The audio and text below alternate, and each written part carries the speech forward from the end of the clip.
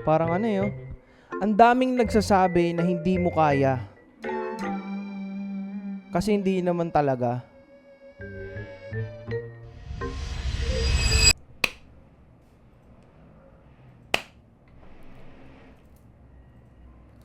Sa kasalukuyan, kamusta kay Martians? Oo, jeep. Sige. Jeep. Lo, kala mo parang...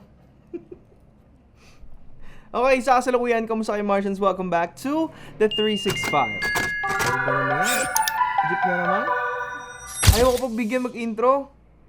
Anyways, what's up Martians? Kamusta kayo today? Medyo late na yung intro ko kasi yun nga, alam nyo naman, ilang araw ko na sinasabi, busy po si Marco Mars sa mga kaganapan sa kanyang trabaho. Pero ngayon pa lang, una sa lahat, shoutout na agad sa mga recent na nag-comment sa video natin. So, first of all, shoutout kay Gid Stories. Maganda yan. Gawa ka ng mini event like para sa mga content creators at the same time collaboration. Paano mini event? Hindi ko masabi. Shoutout din kay Takbong Cristiano Vlog. Shoutout sir. Shoutout po sa'yo sir.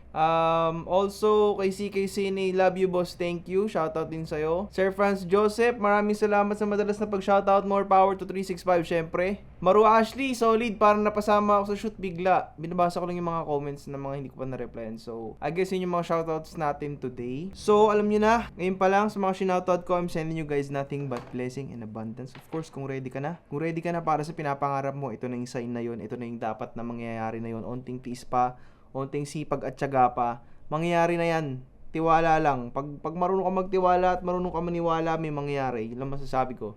Alam nyo, may na-realize ako. Kung ano man yung gusto mong gawin, kung ano man yung gusto mong i-pursue, at kung ano man yung gusto mong maabot, I think you should just do it. Gawin mo lang. Gawin mo na.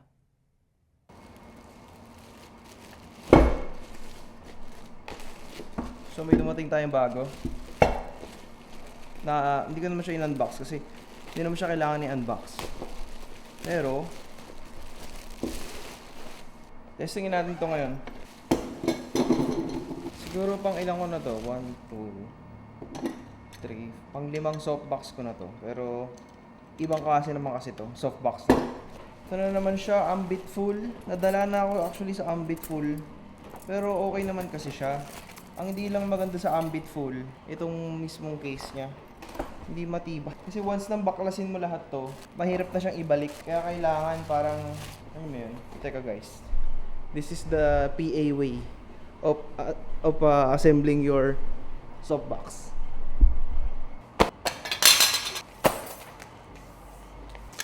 Para sa akin, ang mga softbox na ina-assemble, ito yung unang uubos ng enerhiya mo 100%. Especially kung meron ka nung version na sobrang laki. Meron ako nun, hindi ko lang siya binubuo kasi nga laki. Minsan ko na siya gamitin, yung malaki na yun, dahil lang ginagamit ko na madalas yung maliit. Ito medyo madali lang itong buuhin. Bowens mount siya, at saka ayan, pagbago. 4 lang yung pins na kailangan yung buuhin. Bago pa. Dapat gagamitin ko to sa shoot nung Watami ng isang araw. Kasi trip ko siya.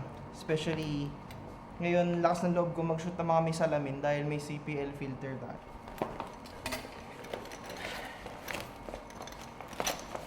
So ituturo ko na naman to sa mga PA kung paano to buuhin. Kasi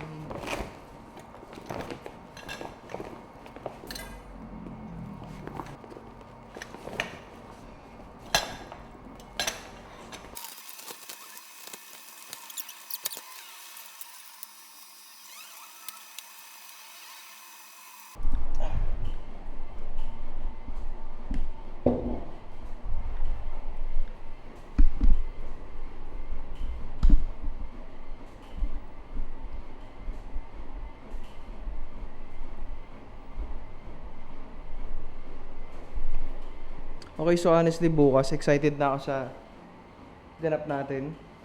Kasi workshop siya though, hindi ko naman kailangan umattend pero attend ako kasi inimbitahan ako. At saka para makita rin natin kung okay ba yung RS4. Yun yung ganap bukas. Yung laging mali ng lahat, pag naglalagay ng softbox, laging nakaganto. hindi nila muna, ito muna yan, hindi nila muna tinitilt pataas, tapos saka ilalagay yung soap. Diba?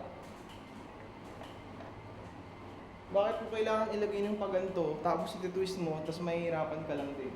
Kung pwede mo naman pagantohin, di ba? O diba? Simpleng paglagay na lang ng softbox, may natututunan, Simpleng paglagay na lang ng softbox, natututunan nyo pa sa akin. Ito mostly nagagamit tong gantong klaseng softbox sa pag-ilaw ng products like bote, baso. Pwede siya maging side light, pwede rin siya maging top light. Yun yung advantage niya. Perfect example, isang diffuser lang ilalagay ko, hindi ako magdadalawa. Ayoko rin mag-grid kasi hindi ko trip mag-grid. Lalang dumidilim. Kasi may nag-comment dyan, lagyan ko daw ng grid, yung ano naman yung ginagamit ng lighting. Style ko yun eh. Kanya-kanya tayo ng style ng lighting. Hindi ko alam kung ano yung ginagawa ko. Minsan pinapakita ko lang kung ano yung mas convenient. Pero for this one, lagyan natin yung grid para medyo mas ma-appreciate natin. Tsaka guys, sa mga nagtatanong no, yung mga gandong bagay, mabibili lang natin lahat ito sa Lazada. Yun lang po masasabi ko. Okay, mura lang naman siya, nasa 1.3. Bili ko 1.2, parang ganun lang. Hindi naman siya expensive. Though honestly, kung bibili kayo ng mga softbox, bilhin nyo na yung mahal. Kasi yung mga mahal na version, sila yung mas madaling assemblein, mas madaling disassemble. Hindi kumpara sa mga ganito manual mo na bubuuhin. Testingin natin to sa labas.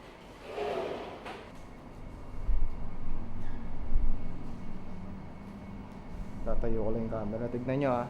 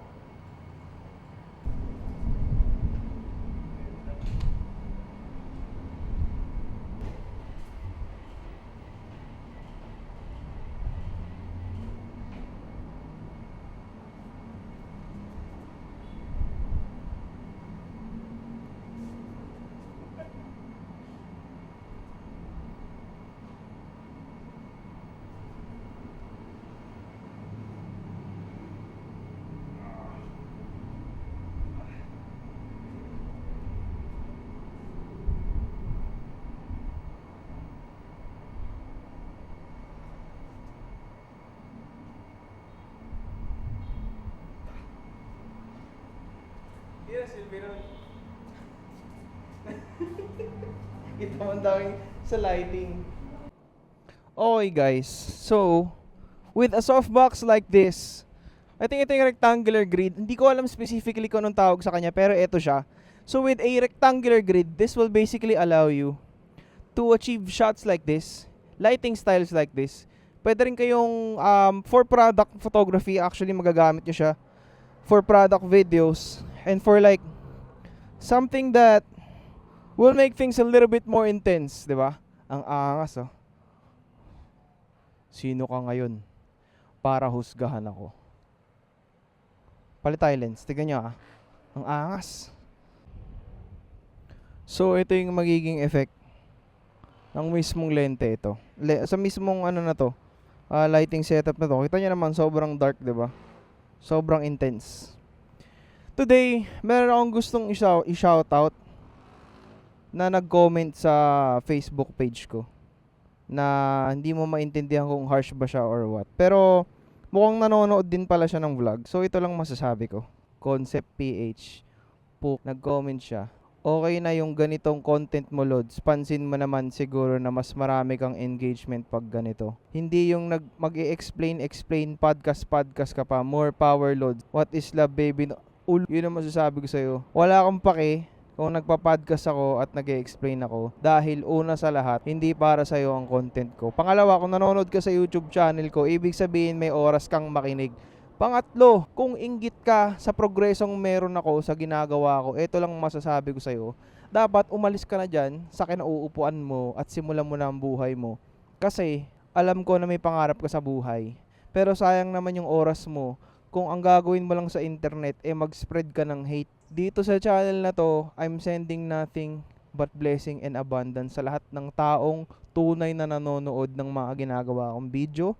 Especially sa'yo, isinesend ko sa'yo lahat ng positive affirmations despite the fact na sinisendan mo ko ng evil eye at alam kong inggit ka. Pangalawa, alam kong dami account ka, pero ibubuhos ko ang 100% lakas ko sa 365 at walang makakapigil sa akin. Alam kong kilala lang kita kung sino kang dami account ka. Yun lang. Pero ang point ko dito is tinetesting ko talaga tong lighting setup na to. Pero yun nga, kay Content PH, bagong account chinek ko, dami. Alam niyo naman, mga dami accounts, y'all can get under my skin. You better do your best. Kung gusto nyo mga insulto, galing-galingan nyo naman, effortan nyo naman. Diyos ka na. Hindi sa internet ka, harapin mo ako, puntahan mo ako, sabihin mo yun sa mukha ko, hindi yung sa comments mo lang gagawin. 'Di ba? Simple as that. You can't deal with this shit, bro. If sa tingin mo, lugmo ka na sa buhay mo, solusyonan mo. If wala ka ng pag-asa, solusyonan mo na din. Ilang masasabi ko sa'yo. 'Di ba? Ganda ng lighting, no, guys? Effort talaga. Para lang magbigay ng isang monologue sa hater. Nag-effort ako mag-lighting. Pero bago kasi talaga tong softbox na to.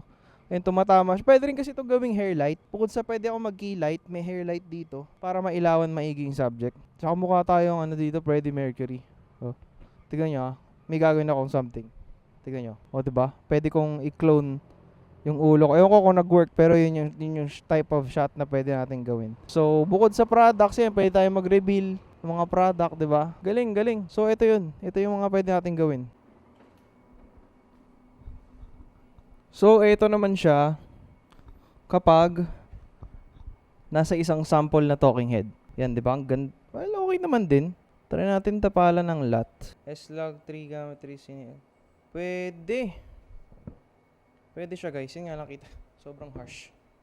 Sobrang harsh ng ilaw sa likod. Dapat mawala siya. Literal na dapat. Yun, di madadali ng CPL to. Makikita to. Pero if I zoom in a little bit. Pero this is good. This is actually good. We're making great progress. Ayaw daw ng podcast style, di ba? No. Bakit? Ano bang gusto mong gawin ko? Sumayaw, mag-circle? Tignan. Kaysa daw mag-explain pa. Alam mo kaya yung mga ganyang comment, guys? Yan yung reason kung bakit tinigil ko yung music eh. Ba't hindi ko na rin pinush maging singer at mag-perform? Kasi dati, madalas sinasabi sa akin ng tao, sana daw naging boses na lang daw ako. Parang syempre, masakit yung para sa akin. Bakit wala ba akong di ba maayos personality ko? Parang may problema ba ako sa sarili ko? Yun yung nakakatawa dun. Hindi siya nagre-read. Gusto ko nga i-try. Wait lang. Kaya malamang sa malamang, alam nyo yung mga tao nagko-comment ng ganun sa mga video ko. Hindi pa yung nakakatikim ng ng totoong progress sa buhay. Kasi talaga namang kahit hanggang ngayon, masasabi ko lang Martians, na parang nag-i-start off pa rin yung channel ko. Dahil first ever 100 views mo to na daily. Na alam mo yun, imagine niyo yung hardship of doing this every single day. Right now, I'm on my 86th episode and I'm doing it with a breeze dahil hindi ko masyado sinasagad mag-isip. Sinifilm ko lang kung ano yung dapat mangyari and I'm doing this for my own personal growth. And then yung taong yun magkakaroon ng guts gumawa ng dummy account para lang sabihin na hindi okay yung ginagawa ko. Imagine mo, anong ginagawa niya sa buhay niya versus sa ginagawa ko sa buhay ko. 'Di ba? Kung ang dami mong time para mag-spread ng hate, pero pagkapatay mo naman ng computer mo, hindi ka makabili ng isang bagay na para mapasaya yung sarili mo or wala kang afford sa buhay mo. Alam mo yun? Sobrang bitter mo sa buhay to a point na gumagawa ka ng dummy account para lang mag-spread ng hate. Pero nandito ako gumagawa ng anomalya sa internet na naniniwala ako, hindi ako ewan ko, ambitious akong tao, mataas ang pangarap ko, marami akong goals, pero never kong ginawa na mag-hate, na mag-comment ng hate sa mga sa mga kung ano man nakikita ko. Napaka-supportive kong tao. Yun ang masasabi ko. Grabe Alam niyo, tinetest out ko tong lighting style na to. Wala pa yung overhead lighting dito. Pero yun nga, people like those don't really go ahead in life. Yung mga gumagawa ng dami account na yan. Ang dami nila, meron pang iba nagko-comment, nangunguha daw ako ng content, yun ang sabi niya. Teka, babasahin ko sa inyo, papakita ko sa inyo. Basta, ayun, nagko-comment siya sa videos ko na kesyo daw, nangunguha daw ako ng content, etc. Yun nga yung style ng memes eh. At saka effortlessly, yung mga Martians na nagsisend sa akin ng ipopost na memes. So, yung red, ewan ko, tinetesting ko kasi kung blue tapos red. Ibig sabihin nito, galit ako sa loob. Yung ibig sabihin ng lighting style na to. May galit ako sa loob na slight. Kasi, yun nga, yung nerve ng taong yun, kung sino ka man, alam mo kilala kita eh. Yung gumagawa ka pa ng dami account, Kasi alam ko marami kang Google, yung mga taong gumagawa ng dami account na yan, napakaraming Google Drive ho niyan. Kasi hindi niyan afford bumili ng Google Drive na 2 terabytes. Hindi niya kaya magbayad ng subscription ng Google Drive. Yun lang yun. Kaya marami siyang dami account. Hanapin natin yung nag-comment, babasahin ko sa inyo. Alam ko kung dinilit niya na eh. Nakakatawa siya kasi, alam mo yun, tinatry niya akong i-trigger. Pero hindi ko siya ginagawang meme. Tsaka wala naman din kasi nakakatawa sa comment niya. Honestly, isa to sa mga effects ng social media sa akin personally. Hindi na ako basta-basta nasasaktan sa mga pinagsasabi ng tao. Kasi wala rin naman madudulot sa akin yun eh. Hindi naman ako wala naman ako mabe-benefit kung magre-react ako or ano. Ito, nag-comment. Pangalan niya, Insan ata. Ito yung pangalan niya. Ito yung potog na nangunguha ng pang-content. Ano naman, kung nangunguha ng... Hindi naman ako nangunguha ng pang-content eh. Yun nga, kung ano yung makikita mo nakakatawa na inquiry, yun yung binubura mo yung pangalan. Tapos syempre, iniingatan mo yung kung ano man yun. Kasi madalas naman yung nagpo-post ng ganun, dami account din. Hindi mo alam kung bakit. Pero, ewan ko. Akala siguro nila ma-hurt nila ako or ma-hurt niya ako sa kakagawa niya ng dami account. Kasi yun nga guys, yung dami account na yan, kaya marami hong dami account yung mga taong yan. Kasi hindi nila afford bumili ng subscription sa Google Drive.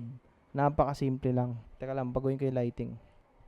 Yan, okay na tayo sa lighting guys. Kaya yun lang naman. Nakakatawa talaga kasi. Hindi mo akalain na this actually means yung mga hate comments na to is medyo may nararating na tayo sa pinaggagawa natin. And sorry ka kung ayaw mo ng podcast style kasi gagawin ko pa rin to ng patuloy. Especially tuwing nag-e-edit ako sa bahay, ipa-podcast style ko yung gusto ko. Yun yung diskarte ko eh. Yun yung style ko eh. Kung paano ko nasa-survive yung 365, it's either umalis ako ng bahay o mag-isip ako ng something valuable na may i-share ko sa Martians na nanonood. Kasi, syempre, yung channel nga natin hindi to purely kalokohan. We're all about personal growth and entertainment. Syempre, mga nakakatawang bagay. Kahit pa paano, nagigets ko na rin kasing concept ng humor. Yun lang masasabi ko. No? Yun lang. O yun guys. Yo. Kapag ganito naman yung style ng lighting, para tayong nag-a-assemble ng PC. Or toy reviewer ng Tamashii Nations yung datingan natin dito. Toy reviewer, oh. Well, I think, alam niyo, gusto kong gumawa ng isang narrative na sobrang simple lang. Para magawa ko yung mga bagay-bagay na matiwasay. Pero I really like this new softbox that I actually bought at a very low price, given na nakakabit siya sa Nanlite FS300. Yun nga lang too bad, itong Lightmons 1200R, hindi siya pwede lagyan ng softbox. Talagang ganyan na siya, ayun, tulad niyan. But still, I think it looks good. And we're really gonna do more. Pero what if try naman natin siyang gawing key light? Wait lang. Ito not bad. Pwede nga siya maging key light. Though, yeah, konti pa. Maganda siya. Yung medyo ang difference niya sa softbox na bilog, yung usual natin ginagamit is malawak yung spread ng ilaw. Ito compressed lang siya. Pwede ko pang ilapit. Tas pwedeng wait lang Palit din tayo lens Martians para sa inyo. Wait lang. Ilalapit ko sa akin yung Yan, ito siya. 'Di ba? So pwede pa akong mag-adjust. Depende sa taste ko. Kanya-kanyang taste lang naman kasi talaga yan. Yan naman talaga ang realidad. But, yung spread niya controlled. So, may isa pa akong light dito. Pero hindi to, trip lang tong ilaw na to. Ayan, diba? Wait nga. Diba? Dami mo pwedeng gawin dito, guys. Excited ako, honestly. Gumawa ng kung ano-anong video para sa inyo. Yun nga lang, yung 100 special, ito na pag-iisip-isipan ko na. May detailed outline na ako. May progress na. At mukhang magugustuhan nyo to dahil ang target ko lang naman dito is humor. Wala akong patatamaan. Wala akong sasaktan. Pink ba yan? Para siyang violet eh. Oo. So yeah, I think it looks good. Grabe guys. Alam nyo, right now I'm figuring out what we can do with all of this. Ang dami. The options are endless, limitless. Ang daming narrative na pwedeng mangyari, ang daming emotions na pwedeng ma-invoke. Pero ito lang masasabi ko sa pagtatapos. That is it for this vlog. Make sure to like and subscribe. Follow me on TikTok, Facebook, Instagram. I'm sending you guys nothing but blessing and abundance. And of course, ito na yung sign na matutupad na yung mga pangarap nyo sa buhay, na camera, at oportunidad. Yun lang masasabi ko. Grabe oh. Sample meme, sample. Ang daming nagsasabi na hindi mo kaya. Kasi hindi naman talaga.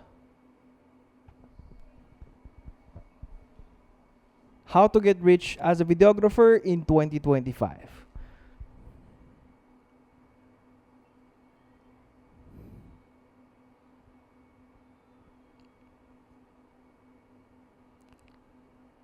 Hindi.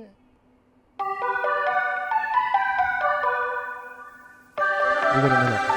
Kasi malapit